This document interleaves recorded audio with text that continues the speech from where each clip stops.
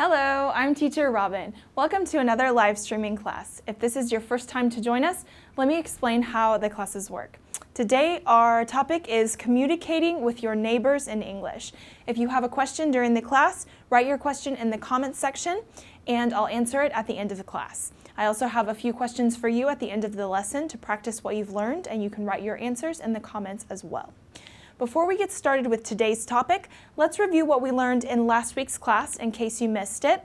We talked about collective nouns, and then we talked about countable versus uncountable.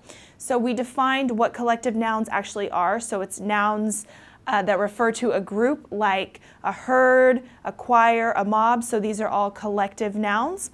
And we talked about the difference between countable and uncountable. So remember, countable is something you can count, like people, men, or women. Uncountable is something that you cannot count, things like coffee or water, for example. So if you missed this class and you'd like to watch it, go to the video section of our Facebook page, and there you can find all of our previous classes. So you can watch them again as many times as you need to. You can take notes. You can share them on your own Facebook page, or you can tag someone you think might want to watch the class as well. So today, we're going to talk about communicating with our neighbors. So imagine many of you may be studying English because you want to move abroad, you want to study in an English-speaking country or find a job somewhere. And most likely, when you do move to England or the United States or Australia, etc., you will need to find a house or apartment, and you will probably have neighbors, the people who live around you. So we're going to go through some key phrases, expressions for you to use to communicate effectively with the people living around you. Okay? So imagine you have just moved into a new apartment building. So the people on your floor, you might want to introduce yourself to them. So you can say, "Hi, I'm Robin. I just moved in." Okay, so I just moved in means that I just started living in this apartment. I'm new in town. I'm new in town, or I'm new in the building, for example. Okay, I'm your new neighbor. And you can also tell them specifically where you live. So I live in apartment 4B, or I live in number 305, etc. Okay? So if you want to welcome someone, imagine someone moves into your neighborhood or into your building and your common language is English, then you can welcome them to the community as well. So you can say, "Welcome to the building," or "Welcome to the neighborhood." Okay? Please let me know if you need anything, okay? So you can be friendly and you can make them feel welcome and make sure that they know that if they need something, they can just ask you. So you can say, "I'm just across the hall," "I'm just downstairs," "I'm just upstairs," for example. So you can tell them where you live so they know where to find you. Okay? Making small talk. So many times you might find your neighbors in the elevator together, or you might run into them in the street. And so you might want to start a conversation with them. So you can talk about the weather. Nice weather today, isn't it? For example. Or you can ask them about their family. How's your son? How's your daughter? How's your mother? How's your father? Etc. Did you have a nice weekend? Okay, you can find another live streaming on how to make small talk in the video section. So if you want to learn more about this topic and have an effective conversation with someone about casual kinds of topics, then you can find that in the video section as well. I see we have some people joining us today. Christian, Sakwi, Paul, Yud, Amos, and Mohammed. Sorry if I mispronounced anyone's name, but I'm happy that you're watching us. And please write your questions in the comments if you have any. Okay, asking for help. So help, not necessarily if you're in a dangerous situation, although it might be useful as well, but just imagine you run out of sugar. You might ask your neighbor, "Could I borrow a cup of sugar?" So remember, to borrow means that you're going to give it back later, but it's also just a nice way to ask someone, "Could you give me a cup of sugar or a glass of water or something small that you might need?" maybe you work during the day and you need to receive a package. So you can ask your neighbor, if it's maybe an older person who's at home during the day, would you mind signing for a package for me tomorrow? Okay, so this is something that is very common to ask of your neighbors. If you have a delivery, they could sign for it for you. Can I give you a spare key? So if you get locked out of your house, it's always a good idea to give a neighbor, someone that you trust, a spare key. So an extra set of keys just in case. That way you can easily get back into your house if you get locked out. Okay? What if you have a problem, or what if you need to ask your neighbor to stop doing something, or something that's bothering you maybe? You might say, would you mind lowering the volume of your music? So this would you mind is kind of a nice way to ask someone to do something. So imagine you have some neighbors who like to throw parties or who like to listen to loud music at night. You might kindly ask them, would you mind lowering the volume of your music? Okay? Another problem, if you live in an apartment building especially, can I ask you to avoid moving chairs in the evening? So to avoid doing something means to try not to do it. So obviously, it's impossible to not make any noise, but to avoid means please be a little bit more considerate, try to be careful, because if you live below someone and they're always moving chairs, for example, then it can be very noisy. Okay? What if you have a leak in your apartment? What if you see water falling from the ceiling? You can say, could you check the pipes in your bathroom?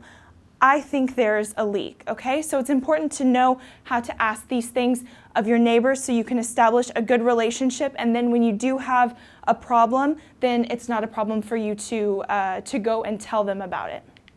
Okay, now let's talk about the community. So if you live in an apartment building, then the other residents form the community. Or if you live in a house, then there'll be the neighborhood community, so all of the houses in one area. Okay, so for example, normally you'll have a president of the community and they will give you kind of a set of rules, or you'll have a meeting and you can talk about some things that you might want to decide on, make decisions, approve plans for having construction done, things like that. Or they might say something like, please don't leave trash in the hallway, okay? So you should be considerate and take out your trash with you when you leave. Okay, so the please don't is a nice way of saying, remember that you shouldn't do this. Okay, always close the door when you leave. All right, this is something that if you live in an apartment, it's important to remember to make sure that the door closes behind you when you leave. Please park your bicycle in the correct zone. Okay, so these are some examples of things that you might discuss in a community, an apartment community meeting, or a neighborhood community meeting. Okay, so we've just done a short overview of neighborhood vocabulary, communicating with your neighbors, and now I'm going to ask you some questions because I want to get to know more about your neighborhood community. What is it like? So I want to know, write your answers in the comments. How many neighbors do you have? Okay, are you friends with any of your neighbors? So do you know them well? Are you close with them? How would you tell your neighbor about a problem? Okay, write your answers in the comments. I see a few more people have joined. Nelly, Patty, Jair, Inadi, Zul, Arlette, and Arlette and Lisette, excuse me. Very good. So thank you for watching. So be sure to answer these questions in the comments. I want to know your personal answers. Okay, I'll tell you myself, how many neighbors do you have? I live in a building of 4 apartments, so I have 3 other families living in my building with me. Are you friends with any of your neighbors? We get along quite well, so I'm perfectly comfortable going and asking for a cup of sugar, to borrow something, etc. Okay, how would you tell your neighbor about a problem? Okay, so this I want to hear from you. Let's say you have, there's a leak in your apartment, or someone is making too much noise. So what would you say to them?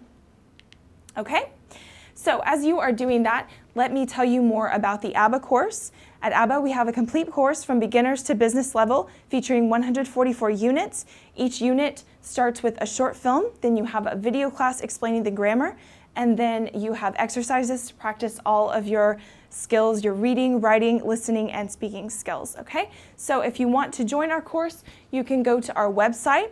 There you can sign up first as a free student. If you want to give it a try, you can have access to all of the video classes as well as the first unit of each level. And then if you decide you want to go premium, you'll have access to all of the course content and you'll be assigned a teacher like me who you can write to anytime you have a question. So in addition to our course, we have many other resources for you to practice your English. We have our blog, which is our ABBA journal. So there you can find articles about English for business, grammar, travel, all kinds of good topics. So check that out.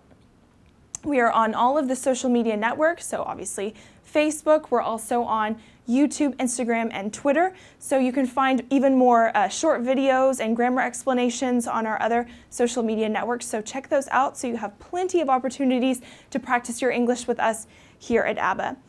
So now let's see who is joining us and what questions or comments you have.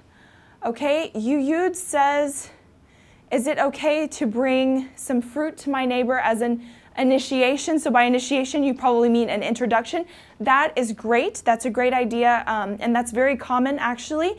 If someone is new in the neighborhood, normally the neighbors bring something to them, but if you're new and you want to bring something like fruit or like I don't know, a cake or a pie or some sort of cookies or treats, then that is a really great way for you to introduce yourself to your neighbors. And if they're really good, they might even ask you for the recipe. So well done, Yuyud. That's a really good suggestion, okay? Paul says, why did you write neighbors without you? Excellent question. Okay, so neighbors, N-E-I-G-H-B-O-R-S, as you've seen on the screen, is actually American English, and neighbors with the U-B-O-U-R-S is British English. So that's important to remember. Many spelling differences from the O to the OU. This occurs a lot between American English and British English, so thank you, Paul, for bringing that up. If there are no other questions, then I invite you to keep participating in the comments, and I'll keep looking at your comments after the live class is finished, and I'll be happy to get back to you later on. So next time, we're going to be talking about sentence connectors, okay? So if you don't know what these are, then please tune in next week and find out more about this topic. So I hope that this class has been useful for you today. I hope you now feel more confident in communicating with your current neighbors or with the future ones you will have when you move to an English-speaking country.